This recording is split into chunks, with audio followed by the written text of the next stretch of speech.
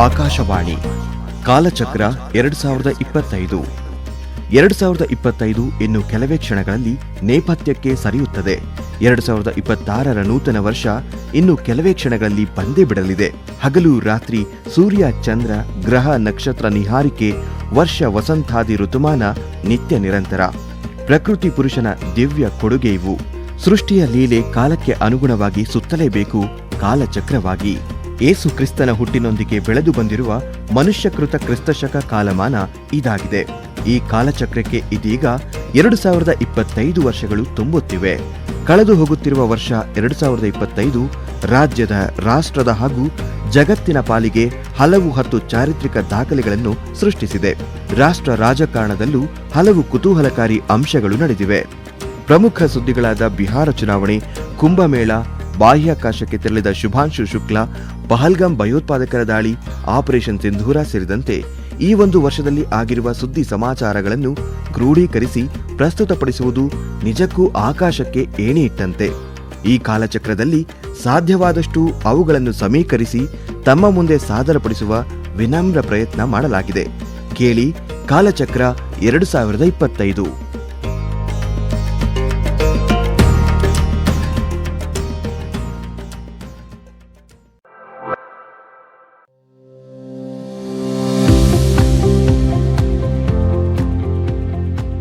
ಜನವರಿ 2025.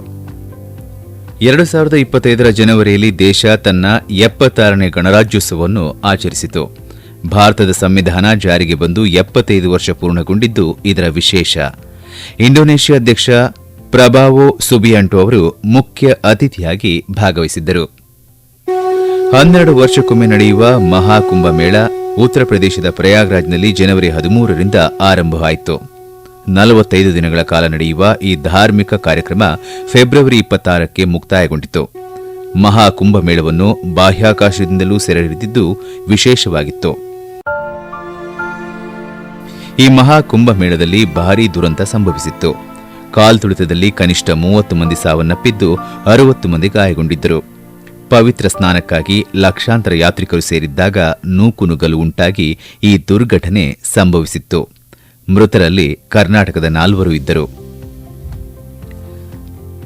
2024ನೇ ಸಾಲಿನ ಪ್ರತಿಷ್ಠಿತ ಸಿದ್ಧಗಂಗಾ ಶ್ರೀ ಪ್ರಶಸ್ತಿಗೆ ಡಾ ಗೌರು ಚೆನ್ನಬಸಪ್ಪ ಭಾಜನ.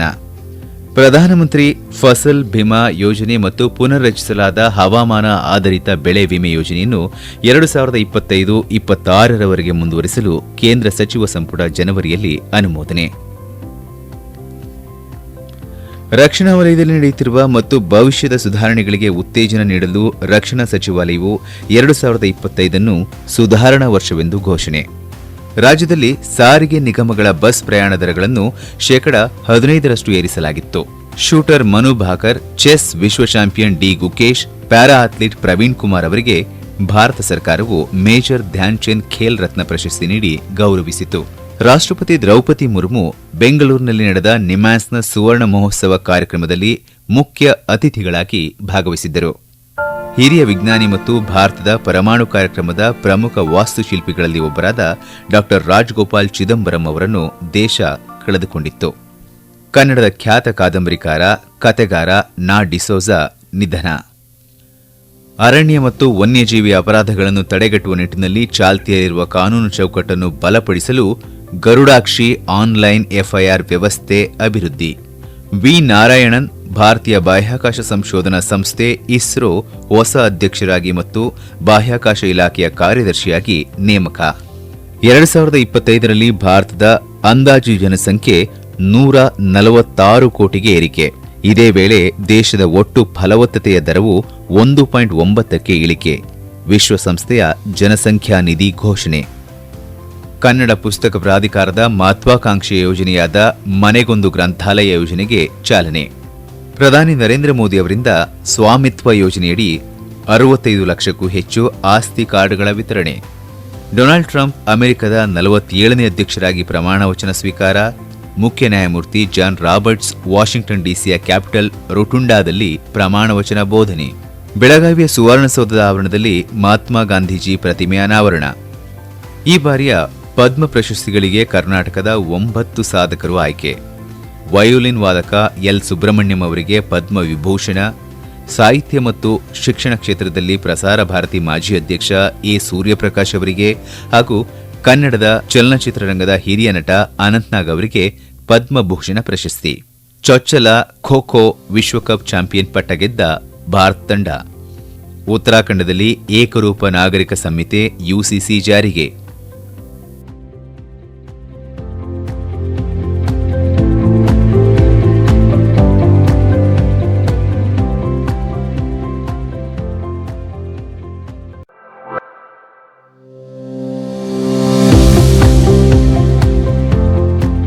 ಫೆಬ್ರವರಿ 2025 ಕೇಂದ್ರ ಹಣಕಾಸು ಸಚಿವೆ ನಿರ್ಮಲಾ ಸೀತಾರಾಮನ್ ಲೋಕಸಭೆಯಲ್ಲಿ 2025-26ನೇ ಸಾಲಿನ ಕೇಂದ್ರ ಬಜೆಟ್ ಮಂಡನೆ.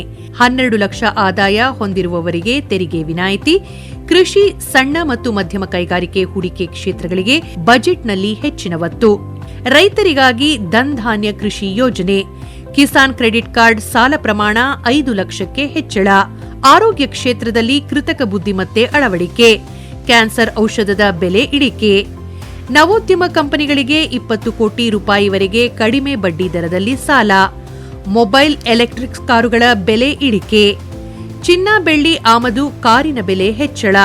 ಇದು ನಿರ್ಮಲಾ ಸೀತಾರಾಮನ್ ಮಂಡಿಸಿದ 2025-26ನೇ ಸಾಲಿನ ಬಜೆಟ್ ಹೈಲೈಟ್ಸ್ ಆಗಿತ್ತು.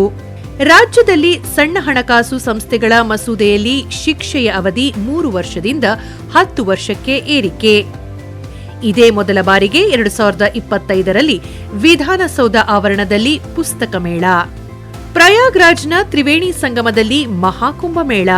ಪ್ರಧಾನಿ ನರೇಂದ್ರ ಮೋದಿ, ರಾಷ್ಟ್ರಪತಿ ದ್ರೌಪದಿ ಮುರ್ಮು ಗಂಗಾ, ಯಮುನಾ, ಸರಸ್ವತಿ ನದಿಗಳ ತ್ರಿವೇಣಿ ಸಂಗಮದಲ್ಲಿ ಮಹಾಕುಂಭಮೇಳ ತೀರ್ಥ ಸ್ನಾನದಲ್ಲಿ ಭಾಗಿ. ಪ್ರಯಾಗ್ರಾಜ್ ಮಹಾಕುಂಭಮೇಳದ ತ್ರಿವೇಣಿ ಸಂಗಮದಲ್ಲಿ 59 ಕೋಟಿಗೂ ಅಧಿಕ ಭಕ್ತರಿಂದ ಅಮೃತ ಸ್ನಾನ. 100 ಗಿಗಾವ್ಯಾಟ್ ಸೌರಶಕ್ತಿ ಉತ್ಪಾದನೆ ಮೂಲಕ ಹೊಸ ಇತಿಹಾಸ ನಿರ್ಮಿಸಿದ ಭಾರತ. ದೆಹಲಿ ವಿಧಾನಸಭಾ ಚುನಾವಣೆ ಬಿಜೆಪಿಗೆ ಭರ್ಜರಿ ಜಯ. ಸುಮಾರು 3 ದಶಕಗಳ ನಂತರ ಅಧಿಕಾರ ಹಿಡಿದ ಬಿಜೆಪಿ, ಅರವಿಂದ್ ಕೇಜ್ರಿವಾಲ್ ಸೇರಿದಂತೆ ಪ್ರಮುಖ ಆಪ್ ಧುರೀಣರ ಪರಾಭವ. ದೆಹಲಿಯ 9ನೇ ಮುಖ್ಯಮಂತ್ರಿಯಾಗಿ ರೇಖಾ ಗುಪ್ತಾ ಪ್ರಮಾಣ ವಚನ. ಏರೋ ಇಂಡಿಯಾ 2025ರ 15ನೇ ಆವೃತ್ತಿಗೆ ಬೆಂಗಳೂರಿನಲ್ಲಿ ರಕ್ಷಣಾ ಸಚಿವ ರಾಜನಾಥ್ ಸಿಂಗ್ ಚಾಲನೆ. ರಾಜ್ಯದಲ್ಲಿ ಸಣ್ಣ ಹಣಕಾಸು ಸಂಸ್ಥೆಗಳಿಗೆ ಕಡಿವಾಣ, ಸುಗ್ರೀವಾಜ್ಞೆಗೆ ರಾಜ್ಯಪಾಲರಿಂದ ಅಂಕಿತ. ಜಾನಪದ ಗಾಯಕಿ ಸುಕ್ರಿ ಬೊಮ್ಮಗೌಡ ವಿಧಿವಶ. 2017ರಲ್ಲಿ ಪದ್ಮಶ್ರೀ ಪ್ರಶಸ್ತಿಗೆ ಅವರು ಭಾಜನರಾಗಿದ್ದರು. ನೂತನ ಮುಖ್ಯ ಚುನಾವಣಾ ಆಯುಕ್ತರಾಗಿ ಜ್ಞಾನೇಶ್ ಕುಮಾರ್ ಅಧಿಕಾರ ಸ್ವೀಕಾರ. ಆರ್ಬಿಐ ಡಾಟಾ ಮೊಬೈಲ್ ಅಪ್ಲಿಕೇಶನ್ ಆರಂಭಿಸಿದ ಭಾರತೀಯ ರಿಸರ್ವ್ ಬ್ಯಾಂಕ್. ಚೀನಾದಿಂದ ಆಮದು ಮಾಡಿಕೊಳ್ಳುವ ವಸ್ತುಗಳ ಮೇಲೆ 10% ಹೆಚ್ಚುವರಿ ಸುಂಕ ವಿಧಿಸಿದ ಅಮೆರಿಕ ಅಧ್ಯಕ್ಷ ಡೊನಾಲ್ಡ್ ಟ್ರಂಪ್.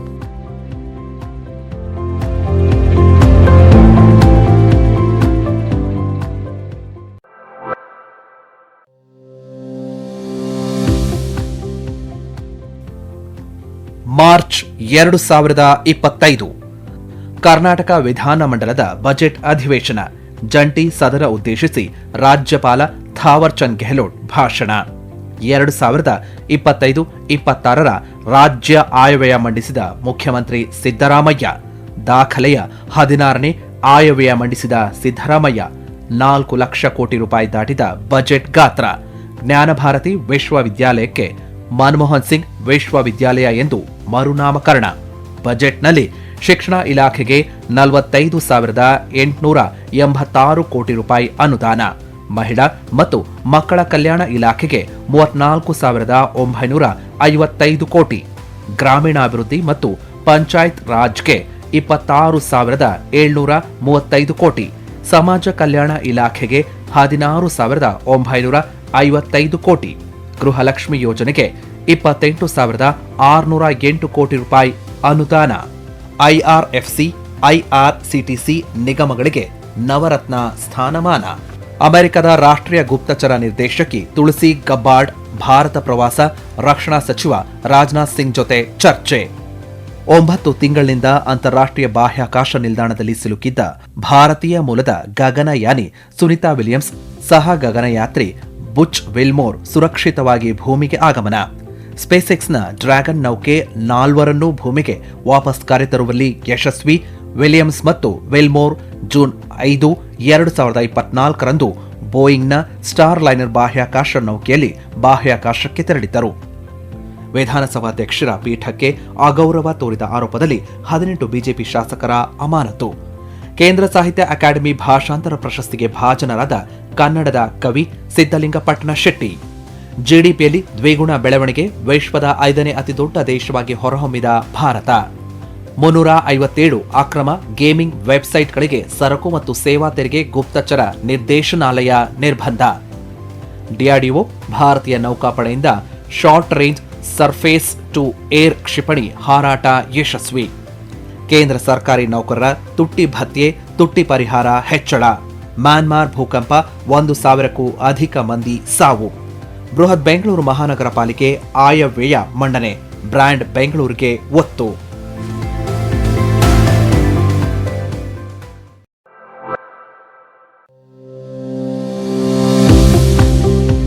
ಏಪ್ರಿಲ್ 2025 ದೇಶದಲ್ಲಿ ಹೊಸ ಹಣಕಾಸು ವರ್ಷ ಆರಂಭವಾಗಿ ಪ್ರಮುಖ ತೆರಿಗೆ ಹಾಗೂ ಹಣಕಾಸು ಬದಲಾವಣೆಗಳು ಜಾರಿ. ಕೇಂದ್ರ ಸರ್ಕಾರಿ ನೌಕರರಿಗೆ ಏಕೀಕೃತ ಪಿಂಚಣಿ ಯೋಜನೆ ಯುಪಿಎಸ್ ಜಾರಿ. 416 ಕೋಟಿ ನಿವ್ವಳ ಲಾಭ ಗಳಿಸಿದ ಮೈಸೂರು ಸೋಪ್ ಸ್ಯಾಂಡಲ್ ಫ್ಯಾಕ್ಟರಿ. ದೆಹಲಿಯಲ್ಲಿ ಕರ್ನಾಟಕ ಭವನ ಲೋಕಾರ್ಪಣೆಗೊಳಿಸಿದ ಮುಖ್ಯಮಂತ್ರಿ ಸಿದ್ದರಾಮಯ್ಯ. ವಲಸೆ ಮತ್ತು ವಿದೇಶಿಯರ ಮಸೂದೆ 2025ಕ್ಕೆ ರಾಷ್ಟ್ರಪತಿ ದ್ರೌಪದಿ ಮುರ್ಮು ಅಂಕಿತ. ಹಿಂದಿ ಚಲನಚಿತ್ರರಂಗದ ಮೇರು ನಟ, ನಿರ್ದೇಶಕ ಮನೋಜ್ ಕುಮಾರ್ ನಿಧನ. ಲೋಕಸಭೆಯಲ್ಲಿ ವಕ್ಫ್ ತಿದ್ದುಪಡಿ ವಿಧೇಯಕ 2025 ಮಂಡನೆ. ಅಂಗೀಕಾರಗೊಂಡ ವಕ್ಫ್ ತಿದ್ದುಪಡಿ ಮಸೂದೆ 2025ಕ್ಕೆ ರಾಷ್ಟ್ರಪತಿ ಅಂಕಿತ. ವಿಧಾನಸೌಧಕ್ಕೆ ಶಾಶ್ವತ ವಿದ್ಯುತ್ ದೀಪಾಲಂಕಾರ ಲೋಕಾರ್ಪಣೆಗೊಳಿಸಿದ ಮುಖ್ಯಮಂತ್ರಿ ಸಿದ್ದರಾಮಯ್ಯ. ತಮಿಳುನಾಡಿನ ರಾಮೇಶ್ವರಂನಲ್ಲಿ ಪಂಬನ್ ಸೇತುವೆ ಉದ್ಘಾಟಿಸಿದ ಪ್ರಧಾನಿ ನರೇಂದ್ರ ಮೋದಿ. ಕರ್ನಾಟಕದ ಶರಾವತಿ ಸೇರಿದಂತೆ ದೇಶದ 6 ಜಲಶಕ್ತಿ ಯೋಜನೆಗಳಿಗೆ ಕೇಂದ್ರ ಸರ್ಕಾರ ಅನುಮೋದನೆ. ಸ್ಮಾರ್ಟ್ಫೋನ್ ರಫ್ತಿನಲ್ಲಿ ಅಗ್ರಸ್ಥಾನಕ್ಕೇರಿದ ಭಾರತ. ಭಗವದ್ಗೀತೆ ಮತ್ತು ನಾಟ್ಯಶಾಸ್ತ್ರ ಯುನೆಸ್ಕೋದ ವಿಶ್ವ ಸ್ಮರಣ ದಾಖಲಾತಿಯಲ್ಲಿ ಸೇರ್ಪಡೆ. ಕ್ಯಾಥೋಲಿಕ್ ಧರ್ಮಗುರು ಪೋಪ್ ಫ್ರಾನ್ಸಿಸ್ ನಿಧನ. ಕ್ರೈಸ್ತ ಧರ್ಮದ ಪ್ರಮುಖ ಆಧ್ಯಾತ್ಮಿಕ ನಾಯಕರಾಗಿದ್ದ ಪೋಪ್ ವಿಶ್ವದಾದ್ಯಂತ ಅನೇಕ ಭಕ್ತರಿಗೆ ಮಾರ್ಗದರ್ಶಕರಾಗಿದ್ದರು. ಪೋಪ್ ಫ್ರಾನ್ಸಿಸ್ ಅಂತ್ಯಕ್ರಿಯೆಯಲ್ಲಿ ರಾಷ್ಟ್ರಪತಿ ದ್ರೌಪದಿ ಮುರ್ಮು ಭಾಗಿ. ಪಹಲ್ಗಾಮ್ನಲ್ಲಿ ಪ್ರವಾಸಿಗರ ಮೇಲೆ ಭಯೋತ್ಪಾದಕ ದಾಳಿ. ಶಿವಮೊಗ್ಗದ ಮಂಜುನಾಥ್ ಹಾಗೂ ಬೆಂಗಳೂರಿನ ಭರತ್ ಭೂಷಣ್ ಸಾವು. 1960ರ ಸಿಂಧೂ ಜಲ ಒಪ್ಪಂದ ಸ್ಥಗಿತ. ಅಟ್ಟಾರಿ ಸಮಗ್ರ ಚೆಕ್ಪೋಸ್ಟ್ ಬಂದ್ ಸೇರಿ ಭಾರತದಿಂದ ಹಲವು ಕಠಿಣ ಕ್ರಮ. ಬಾಹ್ಯಾಕಾಶ ವಿಜ್ಞಾನಿ, ಇಸ್ರೋದ ಮಾಜಿ ಮುಖ್ಯಸ್ಥರಾಗಿದ್ದ ಡಾ ಕೆ ಕಸ್ತೂರಿ ರಂಗನ್ ನಿಧನ. ಹಿರಿಯ ನಟ ಅನಂತ್ನಾಗ್ ಸೇರಿದಂತೆ ರಾಜ್ಯದ 9 ಮಂದಿಗೆ ರಾಷ್ಟ್ರಪತಿಗಳಿಂದ ಪದ್ಮ ಪ್ರಶಸ್ತಿ ಪ್ರದಾನ. ಬೃಹತ್ ಬೆಂಗಳೂರು ಪಾಲಿಕೆಯ ಮುಖ್ಯ ಆಯುಕ್ತರಾಗಿ ಮಹೇಶ್ವರ್ ರಾವ್ ಅಧಿಕಾರ ಸ್ವೀಕಾರ.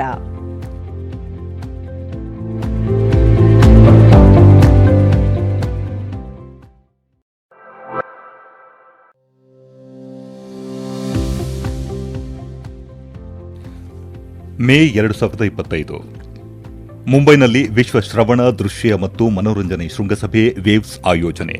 ದೇಶ ವಿದೇಶಗಳ ಗಣ್ಯರು ಭಾಗಿ. ಐಐಸಿಟಿಯೊಂದಿಗೆ 7 ಜಾಗತಿಕ ಸಂಸ್ಥೆಗಳು ತಿಳುವಳಿಕಾ ಒಪ್ಪಂದಕ್ಕೆ ಸಹಿ. ವೇವ್ಸ್ ಘೋಷಣೆ ಅಂಗೀಕರಿಸಿದ ಭಾರತದ ಸದಸ್ಯ ರಾಷ್ಟ್ರಗಳು. ಸುಮಾರು 300 ಕೋಟಿ ರೂಪಾಯಿ ಮೌಲ್ಯದ ವ್ಯಾಪಾರ ಒಡಂಬಡಿಕೆ. ಪಹಲ್ಗಾಮ್ನಲ್ಲಿ ಭಯೋತ್ಪಾದಕ ದಾಳಿ ಹಿನ್ನೆಲೆ ಭಾರತದಿಂದ ತಕ್ಕ ಪ್ರತ್ಯುತ್ತರ. ಪಾಕಿಸ್ತಾನ ವಿಮಾನಗಳ ಹಾರಾಟ ನಿರ್ಬಂಧಿಸಿದ ದೇಶದ ವಾಯುನೆಲೆಗಳು ಬಂದ್. ಭಾರತೀಯ ಸೇನೆಯಿಂದ ಆಪರೇಷನ್ ಸಿಂಧೂರ ಹೆಸರಿನಲ್ಲಿ ಪಾಕ್ ಆಕ್ರಮಿತ ಕಾಶ್ಮೀರದ ಉಗ್ರರ ತಾಣಗಳ ಮೇಲೆ ಭಾರತದಿಂದ ವಾಯುದಾಳಿ ನಡೆಯಿತು. ದೇಶದೆಲ್ಲೆಡೆ ಮುನ್ನೆಚ್ಚರಿಕಾ ಕ್ರಮವಾಗಿ ರಕ್ಷಣಾ ಅಣಕು ಕವಾಯತು. ಗಡಿ ನಿಯಂತ್ರಣಾ ರೇಖೆ ಬಳಿ ಪಾಕಿಸ್ತಾನದ ಮಿಲಿಟರಿ ಪಡೆಗಳಿಂದ ಗುಂಡಿನ ದಾಳಿ. ಭಾರತದಿಂದ ತಕ್ಕ ಪ್ರತ್ಯುತ್ತರ. ದಾಳಿಗೆ ಯತ್ನಿಸಿದ ಪಾಕಿಸ್ತಾನದ 400ಕ್ಕೂ ಹೆಚ್ಚು ಡ್ರೋನ್ಗಳನ್ನು ಹೊಡೆದುರುಳಿಸಿದ ಭಾರತೀಯ ಸೇನೆ.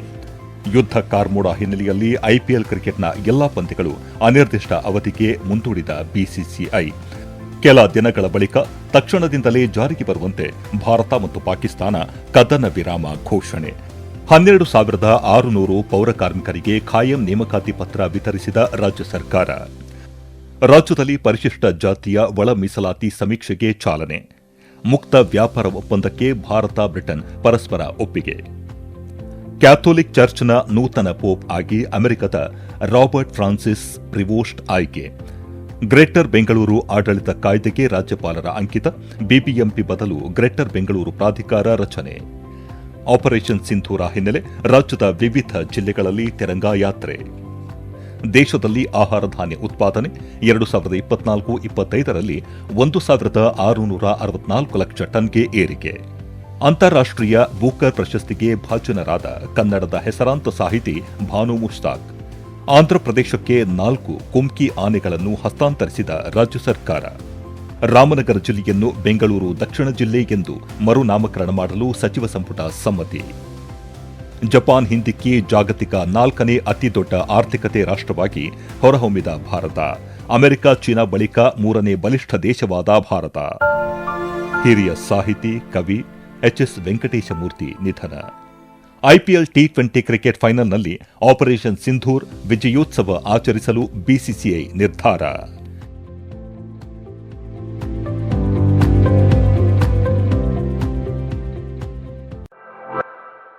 ಕ್ರೀಡಾ ಸುದ್ದಿಗಳು.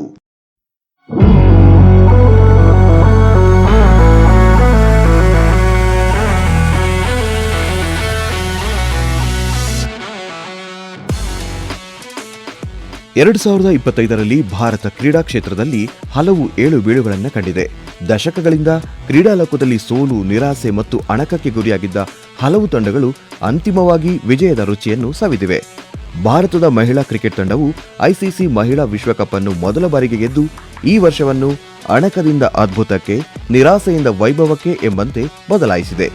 ಮಹಿಳಾ ವಿಶ್ವಕಪ್ ಫೈನಲ್ನಲ್ಲಿ ಆತಿಥೇಯ ಭಾರತ ತಂಡ ದಕ್ಷಿಣ ಆಫ್ರಿಕಾವನ್ನು ಸೋಲಿಸಿ ಚೊಚ್ಚಲ ಬಾರಿಗೆ ಏಕದಿನ ವಿಶ್ವಕಪ್ ಗೆದ್ದು ಇತಿಹಾಸ ಬರೆದಿದೆ. ಮುಂಬೈನ ಡಿವೈ ಪಾಟೀಲ್ ಕ್ರೀಡಾಂಗಣದಲ್ಲಿ ನಡೆದ ಪಂದ್ಯದಲ್ಲಿ ಭಾರತ 288 ರನ್ ಗಳಿಸಿ ಎದುರಾಳಿಗಳನ್ನು ಹಿಮ್ಮೆಟ್ಟಿಸಿ ಪ್ರಶಸ್ತಿಯನ್ನು ಎತ್ತಿ ಹಿಡಿಯುವಲ್ಲಿ ಯಶಸ್ವಿಯಾಯಿತು. ಇದು ಭಾರತ ಮಹಿಳಾ ಕ್ರಿಕೆಟ್ಗೆ ಒಂದು ಸ್ಮರಣೀಯ ಕ್ಷಣವಾಗಿತ್ತು. ಏಷ್ಯಾ ಕಪ್ 17ನೇ ಆವೃತ್ತಿಯಲ್ಲಿ ಪಾಕಿಸ್ತಾನವನ್ನು 5 ವಿಕೆಟ್ಗಳಿಂದ ಸೋಲಿಸಿದ ಭಾರತ 9ನೇ ಬಾರಿಗೆ ಏಷ್ಯಾ ಕಪ್ ಗೆದ್ದು ಬೀಗಿದೆ. ಟೂರ್ನಿಯ ಆರಂಭದಿಂದಲೂ ಚಾಂಪಿಯನ್ ಆಟ ಪ್ರದರ್ಶಿಸಿದ ಭಾರತ ಅಜೇಯವಾಗಿ ಟ್ರೋಫಿಗೆ ಮುತ್ತಿಟ್ಟಿತು. ಸೆಪ್ಟೆಂಬರ್ 28ರಂದು ನಡೆದ ಪಂದ್ಯದಲ್ಲಿ ಗೆದ್ದು ಬೀಗಿದ ಭಾರತ 2016ರಲ್ಲಿ ಟಿ20 ಮಾದರಿಯಲ್ಲಿ ಕಪ್ ಗೆದ್ದ ಬಳಿಕ 2ನೇ ಬಾರಿಗೆ ಈ ಮಾದರಿಯಲ್ಲಿ ಚಾಂಪಿಯನ್ ಆಗಿ ಹೊರಹೊಮ್ಮಿದೆ. ಭಾರತದ ಟೆನ್ನಿಸ್ ತಾರೆ ಕನ್ನಡಿಗ ರೋಹನ್ ಬೋಪಣ್ಣ ತಮ್ಮ 22 ವರ್ಷಗಳ ಅದ್ಭುತ ವೃತ್ತಿ ಜೀವನಕ್ಕೆ ವಿದಾಯ ಹೇಳಿದ್ದಾರೆ.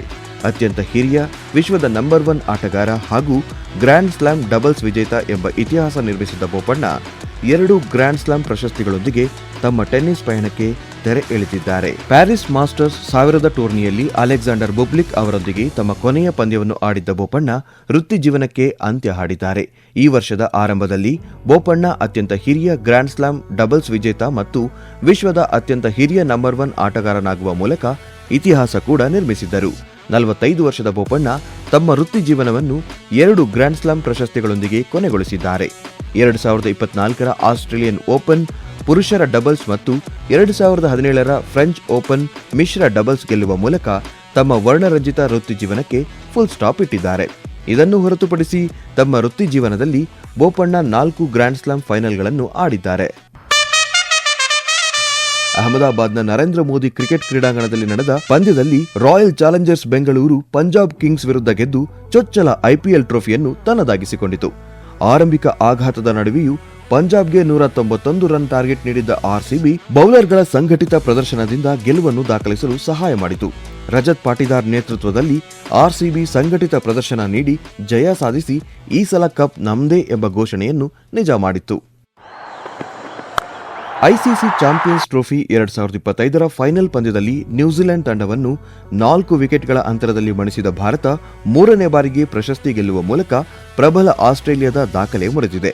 3ನೇ ಬಾರಿಗೆ ಪ್ರಶಸ್ತಿಗೆ ಮುತ್ತಿಡುವ ಮೂಲಕ ಭಾರತ ಮೂರನೇ ಬಾರಿಗೆ ಚಾಂಪಿಯನ್ಸ್ ಟ್ರೋಫಿ ಗೆದ್ದು ಆಸ್ಟ್ರೇಲಿಯಾದ ದಾಖಲೆಯನ್ನು ಹಿಂದಿಕ್ಕಿದೆ.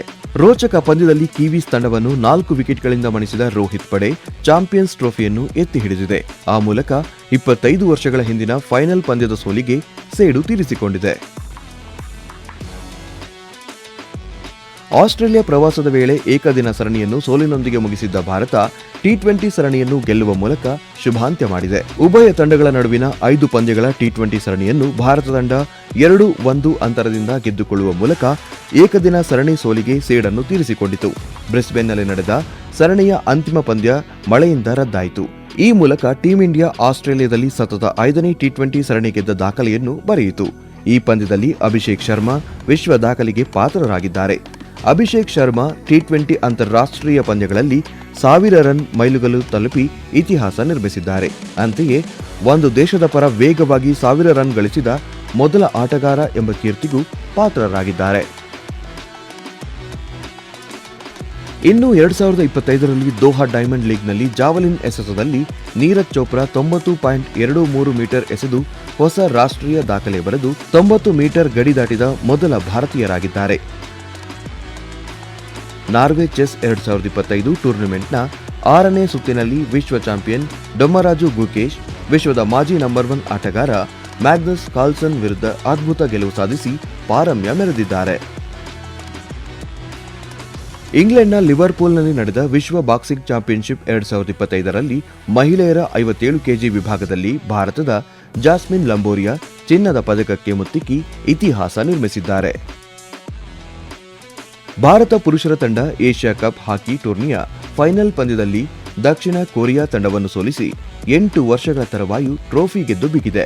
ಈ ಮೂಲಕ ಮುಂದಿನ ವರ್ಷ ನಡೆಯಲಿರುವ ಹಾಕಿ ವಿಶ್ವಕಪ್ಗೆ ಅರ್ಹತೆಯನ್ನು ಪಡೆದಿದೆ. 128 ವರ್ಷಗಳ ಬಳಿಕ ಒಲಿಂಪಿಕ್ಸ್ ಕ್ರೀಡಾಕೂಟಕ್ಕೆ ಕ್ರಿಕೆಟ್ ಮರಳಿದ್ದು 2028ರ ಕ್ರೀಡಾಕೂಟದಲ್ಲಿ ಕ್ರಿಕೆಟ್ನ ವೇಳಾಪಟ್ಟಿ ಬಿಡುಗಡೆಯಾಗಿದೆ. ಲಾಸ್ ಏಂಜಲೀಸ್ನಲ್ಲಿ ನಡೆಯಲಿರುವ ಒಲಿಂಪಿಕ್ ಕ್ರೀಡಾಕೂಟಕ್ಕೆ ಕ್ರಿಕೆಟ್ ಅಧಿಕೃತವಾಗಿ ಮರಳಿದ್ದು ಕ್ರಿಕೆಟ್ ದಿನಾಂಕಗಳನ್ನು 2025ರಲ್ಲಿ ಅಧಿಕೃತವಾಗಿ ಘೋಷಣೆ ಮಾಡಲಾಗಿದೆ. 2025ರ ವಿಶ್ವ ಟೆಸ್ಟ್ ಚಾಂಪಿಯನ್ಶಿಪ್ ಪ್ರಶಸ್ತಿಯನ್ನು ದಕ್ಷಿಣ ಆಫ್ರಿಕಾ ತಂಡ ಗೆದ್ದುಕೊಂಡಿದೆ. ಆಸ್ಟ್ರೇಲಿಯಾ ವಿರುದ್ಧದ ಪಂದ್ಯದಲ್ಲಿ ದಕ್ಷಿಣ ಆಫ್ರಿಕಾ 5 ವಿಕೆಟ್ಗಳಿಂದ ಗೆಲುವು ಸಾಧಿಸಿದೆ. ಹೈದರಾಬಾದ್ನಲ್ಲಿ ನಡೆದ ಪ್ರತಿಷ್ಠಿತ ಐಎಸ್ಎಸ್ಎಫ್ ವಿಶ್ವ ಚಾಂಪಿಯನ್ಶಿಪ್ನಲ್ಲಿ ಭಾರತದ ಯುವ ಶೂಟರ್ ಸಾಮ್ರಾಟ್ ರಾಣಾ ಇತಿಹಾಸ ನಿರ್ಮಿಸಿದ್ದಾರೆ. ಪುರುಷರ 10 ಮೀಟರ್ ಏರ್ ಪಿಸ್ತೂಲ್ ಸ್ಪರ್ಧೆಯಲ್ಲಿ ಚಿನ್ನ ಗೆದ್ದು ವಿಶ್ವ ಚಾಂಪಿಯನ್ ಆಗಿದ್ದಾರೆ. ಇದರೊಂದಿಗೆ ಒಲಿಂಪಿಕ್ ಈವೆಂಟ್ ಸ್ಪರ್ಧೆಯಲ್ಲಿ ಈ ಸಾಧನೆ ಮಾಡಿದ ಭಾರತದ ಮೊದಲ ಪಿಸ್ತೂಲ್ ಶೂಟರ್ ಎಂಬ ಹೆಗ್ಗಳಿಕೆಗೆ ಪಾತ್ರರಾಗಿದ್ದಾರೆ. ಈಜು ವಿಭಾಗದಲ್ಲಿ ಭಾರತ ತಂಡವನ್ನು ಪ್ರತಿನಿಧಿಸುತ್ತಿರುವ ಬೆಂಗಳೂರಿನ ದಿನಿಧಿ ದೇಸಿಂಗು ಬಹ್ರೇನ್ನಲ್ಲಿ ನಡೆದ ಏಷ್ಯನ್ ಯೂತ್ ಗೇಮ್ಸ್ 2025ರಲ್ಲಿ 400 ಮೀಟರ್ ಫ್ರೀಸ್ಟೈಲ್ನಲ್ಲಿ ಹೊಸ ರಾಷ್ಟ್ರೀಯ ದಾಖಲೆ ನಿರ್ಮಿಸಿದ್ದಾರೆ. ಆಸ್ಟ್ರೇಲಿಯಾ ಪ್ರವಾಸದಲ್ಲಿದ್ದ ಭಾರತ ತಂಡದ ಕ್ರಿಕೆಟ್ ಆಟಗಾರ ಶ್ರೇಯಸ್ ಅಯ್ಯರ್ ಈ ವರ್ಷ ಪಕ್ಕೆಲುಬಿನ ಗಾಯದಿಂದ ಗಂಭೀರ ಆರೋಗ್ಯ ಸಮಸ್ಯೆಗೆ ತುತ್ತಾಗಿದ್ದು ಕ್ರೀಡಾಭಿಮಾನಿಗಳಲ್ಲಿ ನಿರಾಶೆ ಮೂಡಿಸಿತ್ತು. ಯುಎಸ್ ಓಪನ್ ಟೆನ್ನಿಸ್ ಟೂರ್ನಿ 2025ರಲ್ಲಿ ಸ್ಪೇನ್ನ ಸ್ಟಾರ್ ಟೆನ್ನಿಸ್ ಆಟಗಾರ ಕಾರ್ಲೋಸ್ ಆಲ್ಕರಾಸ್ ಇಟಲಿಯ ಯಾನಿಕ್ ಸಿನ್ನರ್ ಅವರನ್ನು ಸೋಲಿಸಿ 2ನೇ ಬಾರಿಗೆ ಯುಎಸ್ ಓಪನ್ ಪ್ರಶಸ್ತಿಯನ್ನು ಗೆದ್ದಿದ್ದಾರೆ.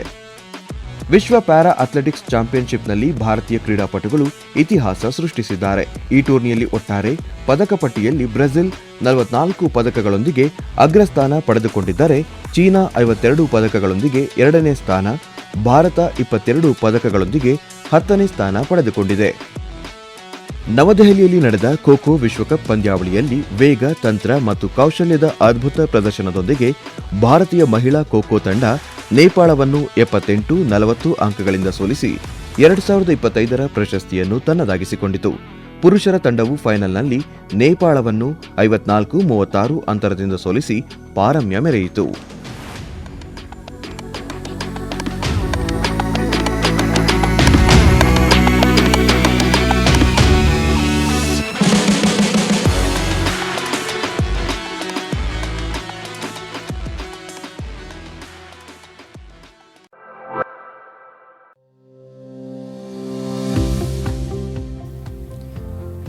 ಜೂನ್ 2025 2022ರಲ್ಲಿ 2 ಹಂತಗಳಲ್ಲಿ ಜನಗಣತಿ ನಡೆಸಲು ಕೇಂದ್ರ ಸರ್ಕಾರ ತೀರ್ಮಾನ. ಬೆಂಗಳೂರಿನ ಚಿನ್ನಸ್ವಾಮಿ ಕ್ರೀಡಾಂಗಣದಲ್ಲಿ ಪ್ರಶಸ್ತಿಯ ಬರ ನೀಗಿಸಿದ ಆರ್ಸಿಬಿ ವಿಜಯೋತ್ಸವಕ್ಕೂ ಮುನ್ನ ಕಾಲ್ತುಳಿತ ಪ್ರಕರಣದಲ್ಲಿ 11 ಮಂದಿ ಮೃತಪಟ್ಟು 30 ಮಂದಿಗೆ ಗಾಯ. ಕ್ರೀಡಾಂಗಣದ ಸಾಮರ್ಥ್ಯಕ್ಕಿಂತ ಹೆಚ್ಚಿನ ಸಂಖ್ಯೆಯಲ್ಲಿ ಅಭಿಮಾನಿಗಳು ಸೇರಿದ್ದರಿಂದ ದುರ್ಘಟನೆ. ನಗರ ಪೊಲೀಸ್ ಆಯುಕ್ತ ಬಿ ದಯಾನಂದ್ ಸೇರಿದಂತೆ ಹಿರಿಯ ಅಧಿಕಾರಿಗಳನ್ನು ಅಮಾನತುಗೊಳಿಸಿದ ಸರ್ಕಾರ. 3 ಸಂಸ್ಥೆಗಳ ವಿರುದ್ಧ ಕಾನೂನು ಕ್ರಮದ ಜೊತೆಗೆ ಆರ್ಸಿಬಿ ಮಾರ್ಕೆಟಿಂಗ್ ಮುಖ್ಯಸ್ಥ ಸೇರಿ 4 ಬಂಧನ. ನ್ಯಾಯಮೂರ್ತಿ ಮೈಕಲ್ ಜಿ ಕುನ್ಹಾ ನೇತೃತ್ವದ ಏಕಸದಸ್ಯ ತನಿಖಾ ಆಯೋಗದಿಂದ ತನಿಖೆ. ಬೆಂಗಳೂರಿನಲ್ಲಿ ಕೇಂದ್ರ ಕೃಷಿ ಸಚಿವ ಶಿವರಾಜ್ ಸಿಂಗ್ ಚೌಹಾಣ್ ವಿಕಸಿತ ಕೃಷಿ ಸಂಕಲ್ಪ ಅಭಿಯಾನದಲ್ಲಿ ರೈತರೊಂದಿಗೆ ಸಂವಾದ.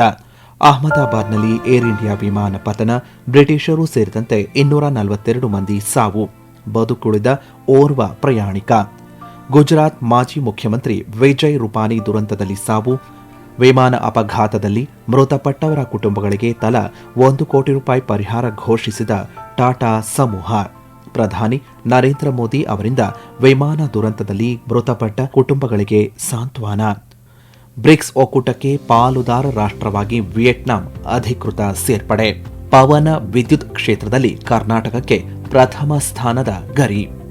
ಬೆಂಗಳೂರಿನಲ್ಲಿ ಬಿಜಿಎಸ್ನ ನೂತನ ವೈದ್ಯಕೀಯ ಆಸ್ಪತ್ರೆ ಲೋಕಾರ್ಪಣೆಗೊಳಿಸಿದ ಕೇಂದ್ರ ಗೃಹ ಸಚಿವ ಅಮಿತ್ ಶಾ. ದೇಶದಲ್ಲಿ ವೈದ್ಯಕೀಯ ಸೀಟುಗಳ ಸಂಖ್ಯೆ 1,18,000ಕ್ಕೆ ಹೆಚ್ಚಿಸಿದ ಕೇಂದ್ರ ಸರ್ಕಾರ. 11ನೇ ಅಂತಾರಾಷ್ಟ್ರೀಯ ಯೋಗ ದಿನದ ಹಿನ್ನೆಲೆ ವಿಶಾಖಪಟ್ಟಣಂನಲ್ಲಿ ನೂತನ ಗಿನ್ನಿಸ್ ದಾಖಲೆ ಬರೆದ ಯೋಗ ಪ್ರದರ್ಶನ. ಆಕ್ಸಿಯಂ 4 ಮಿಷನ್ ಯಶಸ್ವಿ ಉಡಾವಣೆ. ಭಾರತದ ಶುಭಾಂಶು ಶುಕ್ಲಾ ಸೇರಿ 4 ಗಗನಯಾತ್ರಿಗಳು ಬಾಹ್ಯಾಕಾಶ ನಿಲ್ದಾಣಕ್ಕೆ ಪ್ರಯಾಣ. ಧಾರವಾಡದ ಹೆಸರುಕಾಳು ಮೆಂತೆ ಬಗ್ಗೆ ಶುಕ್ಲಾ ಸಂಶೋಧನೆ. ಗ್ರೂಪ್ ಕ್ಯಾಪ್ಟನ್ ಶುಭಾಂಶು ಶುಕ್ಲಾ ಅವರೊಂದಿಗೆ ಪ್ರಧಾನಿ ಸಂವಾದ. ಭಾರತದಿಂದ ಮೊಜಾಂಬಿಕ್ ದೇಶಕ್ಕೆ ಒಟ್ಟು 10 ಲೋಕೋಮೋಟಿವ್ ರೈಲು ರಫ್ತು. 5 ವರ್ಷದ ಒಳಗಿನ ಮಕ್ಕಳ ಮರಣ ಪ್ರಮಾಣದಲ್ಲಿ 78% ಇಳಿಕೆ ಸಾಧಿಸಿದ ಭಾರತ. ವಿಶ್ವಸಂಸ್ಥೆ ವರದಿ. ಬಳ್ಳಾರಿಯಲ್ಲಿ ನಡೆದ 88ನೇ ಅಖಿಲ ಭಾರತ ಸಾಹಿತ್ಯ ಸಮ್ಮೇಳನದ ಅಧ್ಯಕ್ಷರಾಗಿ ಬೂಕರ್ ಪ್ರಶಸ್ತಿ ಪುರಸ್ಕೃತ ಸಾಹಿತಿ ಬಾನು ಮುಷ್ತಾಕ್ ಆಯ್ಕೆ. ಪುರಿ ಜಗನ್ನಾಥ ರಥಯಾತ್ರೆ ವೇಳೆ ಸಂಭವಿಸಿದ ಕಾಲ್ತುಳಿತದಲ್ಲಿ 3 ಸಾವು. ಉನ್ನತ ಮಟ್ಟದ ತನಿಖೆಗೆ ಸರ್ಕಾರ ಆದೇಶ. 2024-25ನೇ ಹಣಕಾಸು ವರ್ಷದಲ್ಲಿ ದೇಶದಲ್ಲಿ ಸಾರ್ವಕಾಲಿಕ ಗರಿಷ್ಠ ಜಿಎಸ್ಟಿ ಸಂಗ್ರಹ.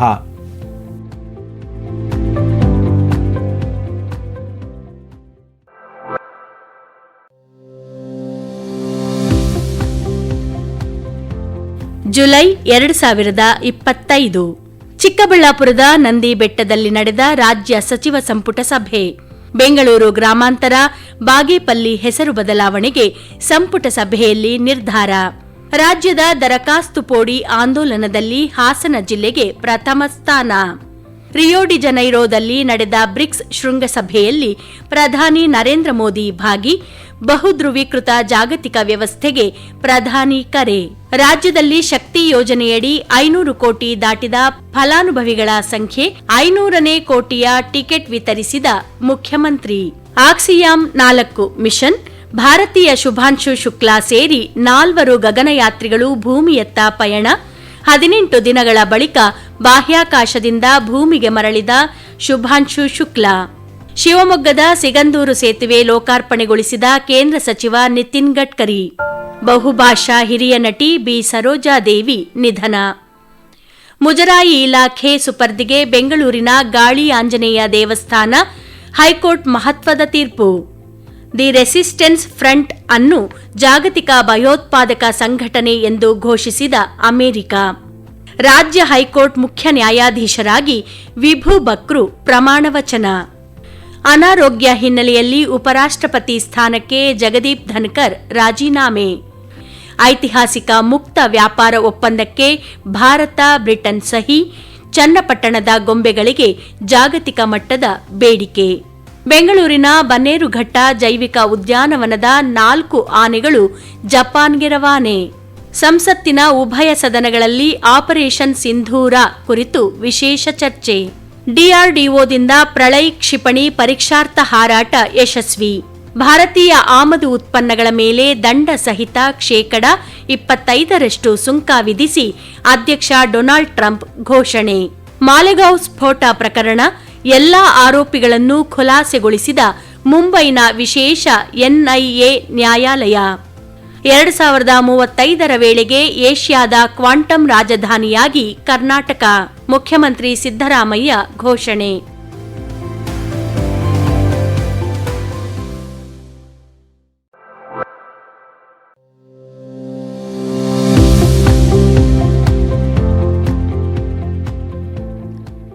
ಆಗಸ್ಟ್ 2025 71ನೇ ರಾಷ್ಟ್ರೀಯ ಚಲನಚಿತ್ರ ಪ್ರಶಸ್ತಿ 2023 ಪ್ರಕಟ. ಶಾರುಖ್ ಖಾನ್ ವಿಕ್ರಾಂತ್ ಮಾಸಿಗೆ ಅತ್ಯುತ್ತಮ ನಟ, ರಾಣಿ ಮುಖರ್ಜಿಗೆ ಅತ್ಯುತ್ತಮ ನಟಿ ಪ್ರಶಸ್ತಿ. 5 ದಿನಗಳ ಭಾರತ ಪ್ರವಾಸ ಕೈಗೊಂಡಿದ್ದ ಫಿಲಿಪೈನ್ಸ್ ಅಧ್ಯಕ್ಷ Ferdinand R Marcos Bharat Philippines ನಡುವೆ ರಕ್ಷಣೆ, ವಿಜ್ಞಾನ ಸೇರಿದಂತೆ 9 ಒಪ್ಪಂದಗಳ ವಿನಿಮಯ. ಲೈಂಗಿಕ ದೌರ್ಜನ್ಯ ಪ್ರಕರಣ, ಮಾಜಿ ಸಂಸದ ಪ್ರಜ್ವಲ್ ರೇವಣ್ಣ ಮೇಲಿನ ಆರೋಪ ಸಾಬೀತು, ಜೀವಾವಧಿ ಶಿಕ್ಷೆ ಪ್ರಕಟ.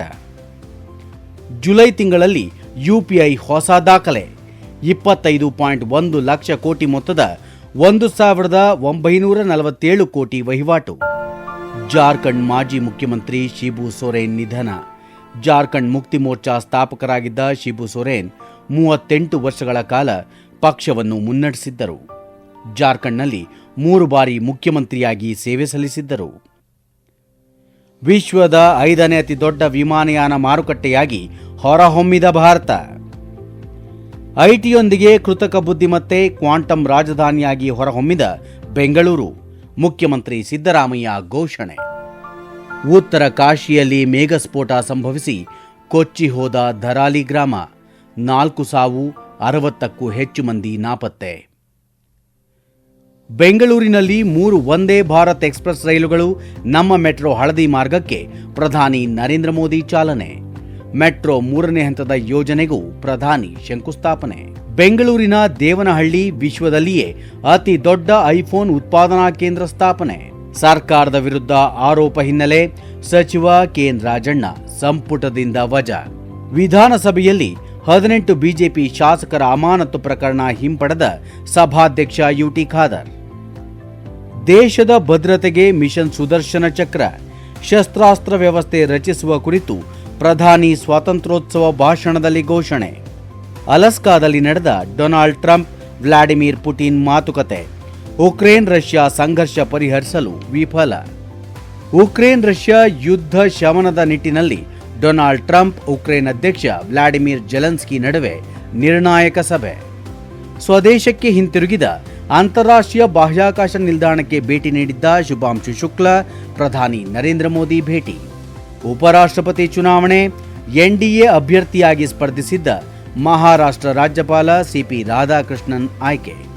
ಗೋಲ್ಡನ್ ಬುಕ್ ಆಫ್ ವರ್ಲ್ಡ್ ರೆಕಾರ್ಡ್ಗೆ ಸೇರಿದ ರಾಜ್ಯ ಸರ್ಕಾರದ ಪ್ರತಿಷ್ಠಿತ ಶಕ್ತಿ ಯೋಜನೆ. ವಿಧಾನಸಭೆಯಲ್ಲಿ ಬೆಂಗಳೂರು ನಗರ ವಿಶ್ವವಿದ್ಯಾನಿಲಯಕ್ಕೆ ಡಾಕ್ಟರ್ ಮನಮೋಹನ್ ಸಿಂಗ್ ಹೆಸರು ಘೋಷಣೆ. ಪ್ಯಾರಾಚೂಟ್ ಆಧಾರಿತ ವೇಗವರ್ಧನೆ ವ್ಯವಸ್ಥೆಯ ಇಂಟಿಗ್ರೇಟೆಡ್ ಏರ್ ಡ್ರಾಪ್ ಟೆಸ್ಟ್ ಯಶಸ್ವಿಯಾಗಿ ಪೂರ್ಣಗೊಳಿಸಿದ ಇಸ್ರೋ. ಆರೋಗ್ಯ ಸಾಮರ್ಥ್ಯ ವೃದ್ಧಿ ಸೇರಿ 7 ಒಪ್ಪಂದಗಳಿಗೆ ಭಾರತ ಫಿಜಿ ಸಹಿ. ಗ್ರೇಟರ್ ಬೆಂಗಳೂರು ಪ್ರಾಧಿಕಾರಕ್ಕೆ ಮುಖ್ಯಮಂತ್ರಿ ಸಿದ್ದರಾಮಯ್ಯ ಅಧ್ಯಕ್ಷರಾಗಿ ನೇಮಕ. 2030ರಲ್ಲಿ ಕಾಮನ್ವೆಲ್ತ್ ಕ್ರೀಡಾಕೂಟದ ಆಯೋಜನೆಗೆ ಅಧಿಕೃತವಾಗಿ ಪ್ರಸ್ತಾವನೆ ಸಲ್ಲಿಸಿದ ಭಾರತ.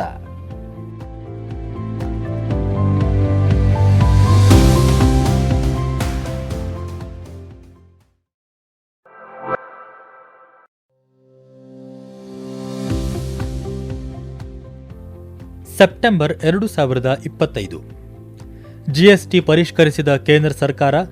ಆರೋಗ್ಯ ಕ್ಷೇತ್ರದಲ್ಲೂ ಜಿಎಸ್ಟಿ ಕಡಿತವಾಗಿದ್ದು, ಆರೋಗ್ಯ ವಿಮೆ ಹಾಗೂ 33 ಜೀವರಕ್ಷಕ ಔಷಧಗಳ ದರ ಇಳಿಕೆ.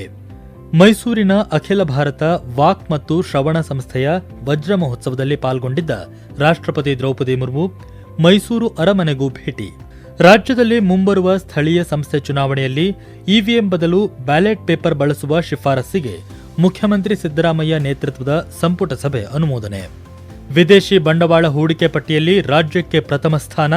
ಕರ್ನಾಟಕದಲ್ಲಿ 50,107 ಕೋಟಿ ಹೂಡಿಕೆ. ನಾಗರಿಕ ವಿಮಾನಯಾನ, ಬಾಹ್ಯಾಕಾಶ ಸೇರಿದಂತೆ 5 ಒಪ್ಪಂದಗಳಿಗೆ ಭಾರತ ಸಿಂಗಾಪುರ ಸಹಿ. ನೂತನ ಉಪರಾಷ್ಟ್ರಪತಿಯಾಗಿ ಸಿಪಿ ರಾಧಾಕೃಷ್ಣನ್ ಪ್ರಮಾಣ ವಚನ. ನೇಪಾಳದಲ್ಲಿ ಯುವ ಜನತೆಯಿಂದ ವ್ಯಾಪಕ ಪ್ರತಿಭಟನೆ, ಪ್ರಧಾನಿ ರಾಷ್ಟ್ರಪತಿ ರಾಜೀನಾಮೆ, ಮಧ್ಯಂತರ ಸರ್ಕಾರದ ಪ್ರಧಾನಿಯಾಗಿ ನಿವೃತ್ತ ನ್ಯಾಯಮೂರ್ತಿ ಸುಶೀಲಾ ಕಾರ್ಕಿ ಪ್ರಮಾಣ ವಚನ ಸ್ವೀಕಾರ. ನಟ ದಿವಂಗತ ವಿಷ್ಣುವರ್ಧನ್, ಬಹುಭಾಷಾ ನಟಿ ದಿವಂಗತ ಬಿ ಸರೋಜಾ ದೇವಿ ಅವರಿಗೆ ಮರಣೋತ್ತರ ಕರ್ನಾಟಕ ರತ್ನ ಪ್ರಶಸ್ತಿ ನೀಡಿ ಗೌರವ. ವಿಜ್ಞಾನ ತಂತ್ರಜ್ಞಾನ ಸೇರಿದಂತೆ ವಿವಿಧ ವಲಯಗಳಲ್ಲಿ 4 ಒಪ್ಪಂದಗಳಿಗೆ ಭಾರತ ಮಾರಿಷಸ್ ಸಹಿ. ಕೃಷ್ಣಾ ಮೇಲ್ದಂಡೆ ಯೋಜನೆ ಭೂಸ್ವಾಧೀನಕ್ಕೆ ಪರಿಹಾರ ನಿಗದಿ ಮಾಡಿದ ಸರ್ಕಾರ.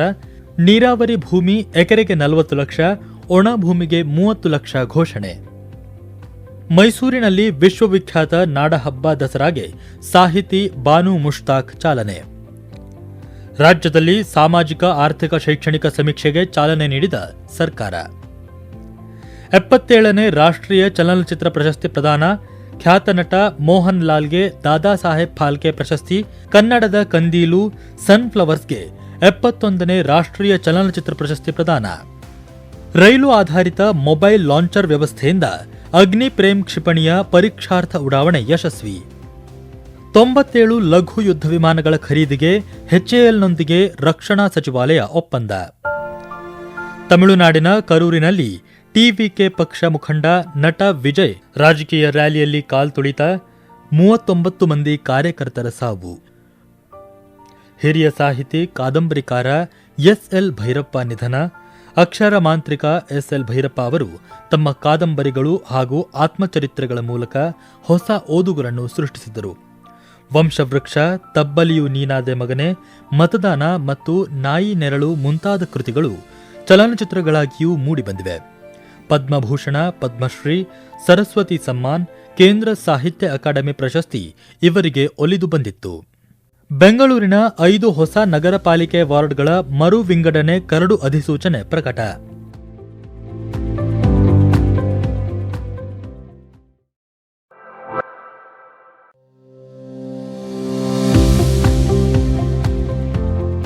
ನವೆಂಬರ್ 2025.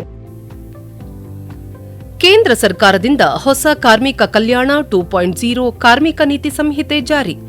ಕೆಲಸದಲ್ಲಿ ಸಿಗಲಿದೆ ಲಿಂಗ ಸಮಾನತೆ, ಕಾರ್ಮಿಕರಿಗೆ ಭವಿಷ್ಯ ನಿಧಿ ಮತ್ತು ವಿಮೆ. ಬಿಹಾರ ವಿಧಾನಸಭಾ ಚುನಾವಣೆಯಲ್ಲಿ ಅತಿ ದೊಡ್ಡ ಪಕ್ಷವಾಗಿ ಹೊರಹೊಮ್ಮಿದ ಎನ್ಡಿಎ, ನಿತೀಶ್ ಕುಮಾರ್ 10ನೇ ಬಾರಿಗೆ ಮುಖ್ಯಮಂತ್ರಿಯಾಗಿ ಪ್ರಮಾಣ ವಚನ.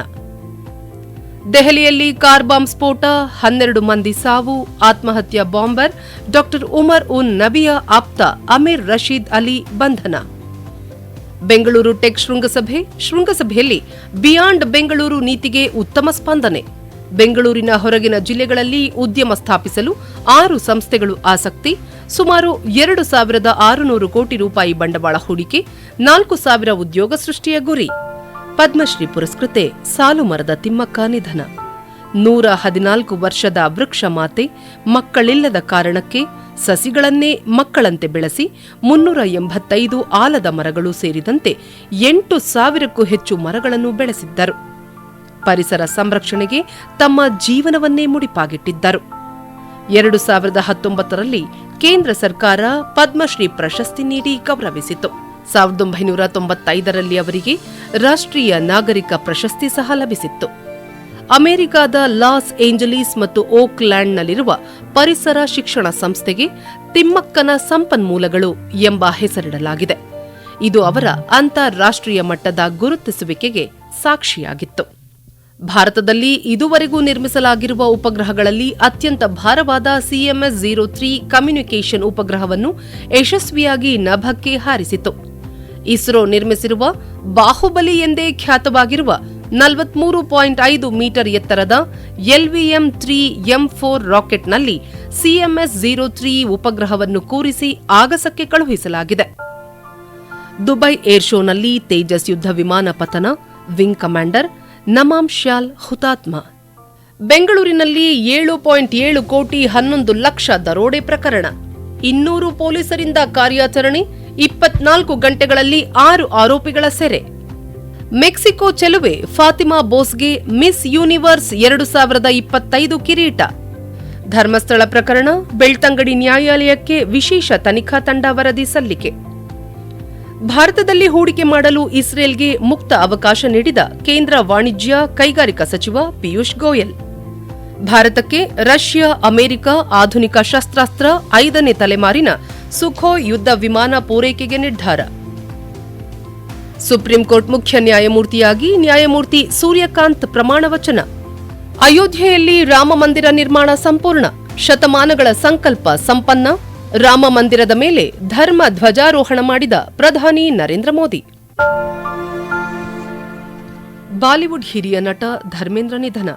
300ಕ್ಕೂ ಹೆಚ್ಚು ಚಿತ್ರಗಳಲ್ಲಿ ನಟಿಸಿದ್ದ ತಾರೆಯ ಯುಗಾಂತ್ಯ. 75 ಸೂಪರ್ ಹಿಟ್ ಸಿನಿಮಾ ನೀಡಿರುವ ಜೊತೆಗೆ 1987ರಲ್ಲಿ ಸತತ 7 ಬ್ಲಾಕ್ ಬಾಸ್ಟರ್ ಚಿತ್ರ ನೀಡಿ ದಾಖಲೆ ಬರೆದಿದ್ದ ಹೀಮ್ಯಾನ್. 1997ರಲ್ಲಿ ಫಿಲ್ಮ್ ಫೇರ್ ಜೀವಮಾನ ಸಾಧನೆ ಪ್ರಶಸ್ತಿ, 2012ರಲ್ಲಿ ಪದ್ಮಭೂಷಣ ಪ್ರಶಸ್ತಿಯ ಗೌರವ ನೀಡಿ ಗೌರವಿಸಲಾಗಿತ್ತು.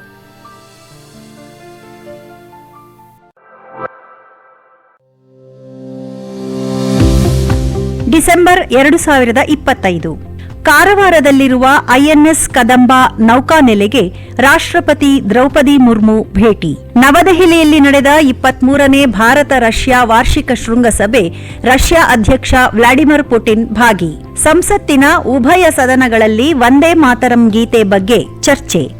ಸ್ವಾತಂತ್ರ್ಯ ಹೋರಾಟಕ್ಕೆ ವಂದೇ ಮಾತರಂ ಗೀತೆ ಪ್ರೇರಣೆ. ಲೋಕಸಭೆಯಲ್ಲಿ ಪ್ರಧಾನಿ ನರೇಂದ್ರ ಮೋದಿ ಅಭಿಮತ.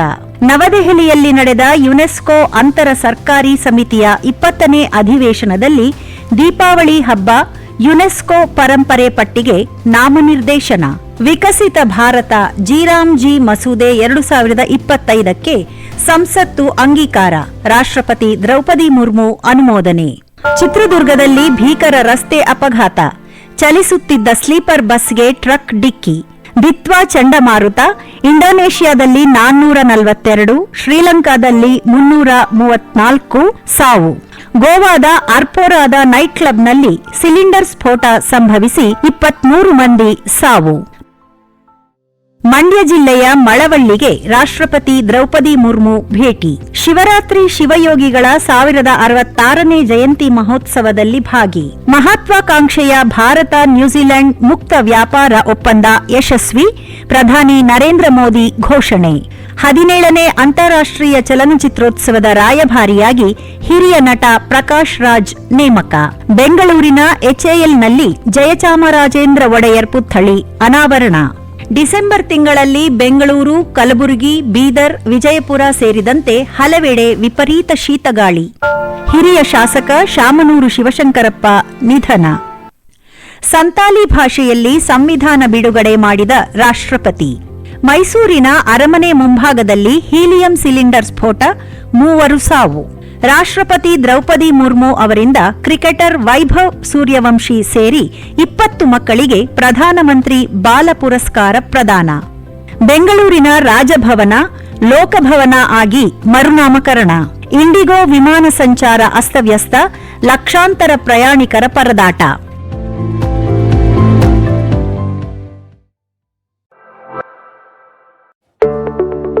ಆತ್ಮೀಯ ಕೇಳುಗರೆ, 2025 ಇನ್ನೇನು ಮುಗಿಯಲಿದೆ. 2026ಕ್ಕೆ ಕ್ಷಣಗಣನೆ ಆರಂಭವಾಗುತ್ತಿದೆ. ನಮ್ಮಲ್ಲೂ ಇದು ಹೊಸತನದ ಭಾವನೆಗಳನ್ನು ಜಿನುಗಿಸಲಿ. ಪಶ್ಚಿಮದಿ ಸೂರ್ಯ ಮುಳುಗಿದಂತೆ ನಿಮ್ಮ ನೋವುಗಳೆಲ್ಲ ಮರೆಯಾಗಲಿ. ಹೊಸ ವರುಷದ ಸೂರ್ಯೋದಯದಂತೆ ಹೊಸ ಭರವಸೆಗಳ ಬೆಳಕು ಚೆಲ್ಲಲಿ. ಹೊಸ ವರ್ಷ, ಹೊಸ ಸಂತೋಷ, ಹೊಸ ಗುರಿಗಳು, ಹೊಸ ಸಾಧನೆಗಳು ಮತ್ತು ಹೊಸ ಸ್ಫೂರ್ತಿಗಳನ್ನು ನಿಮ್ಮ ಜೀವನದಲ್ಲೂ ತರಲಿ. ಮತ್ತೊಮ್ಮೆ ಎಲ್ಲರಿಗೂ ಹೊಸ ವರ್ಷದ ಹಾರ್ದಿಕ ಶುಭಾಶಯಗಳು. ಇದುವರೆಗೂ 2025ನೇ ವರ್ಷದ ಪ್ರಮುಖ ಘಟನಾವಳಿಗಳ ಮಾಹಿತಿ ಗುಚ್ಛ ಕಾಲಚಕ್ರ ಕೇಳಿದಿರಿ. ಮೂಡಿಬಂದ ಧ್ವನಿಗಳು: BA ಅಶೋಕ, ಜ್ಯೋತಿ KP, ಚೇತನ್ CV, ಶ್ರೀಲಕ್ಷ್ಮಿ, ಶಾಂತರಾಜು ಮಳವಳ್ಳಿ, ದಾಕ್ಷಾಯಿಣಿ, ನಾರಾಯಣ್ ರಾಯಭಾಗಿ, ಗೀತಾ ಜಯಶಂಕರ್, ಅಭಯ್ ದಾಮ್ಲೆ, ನಂದಿನಿ, ಚೇತನ ರಾಜೇಂದ್ರ, ಅಕ್ಷಯ್ HM. ಬರೆದವರು ಮೈಕಲ್, ಪತ್ರಕರ್ತರು. ಸಂಪಾದಕರು ವಿಮಲಾಕ್ಷಿ ನಾರಾಯಣಮೂರ್ತಿ. ಸಂಕಲನ ಅಕ್ಷಯ್ HM. ಪ್ರಧಾನ ಸಂಪಾದಕರು ಬೆಂಗಳೂರು ಆಕಾಶವಾಣಿ ಸುದ್ದಿ ವಿಭಾಗದ ಮುಖ್ಯಸ್ಥರು ಹಾಗೂ ಉಪನಿರ್ದೇಶಕರಾದ ರಾಯ್ ಚಾಕೋ. ಬೆಂಗಳೂರು ಆಕಾಶವಾಣಿ ಪ್ರಾದೇಶಿಕ ಸುದ್ದಿ ವಿಭಾಗ ಪ್ರಸ್ತುತಪಡಿಸಿದ ಈ ಕಾರ್ಯಕ್ರಮ ರಾಜ್ಯದ ಎಲ್ಲ ಬಾನುಲಿ ಕೇಂದ್ರಗಳಿಂದ ಏಕಕಾಲಕ್ಕೆ ಪ್ರಸಾರವಾಯಿತು.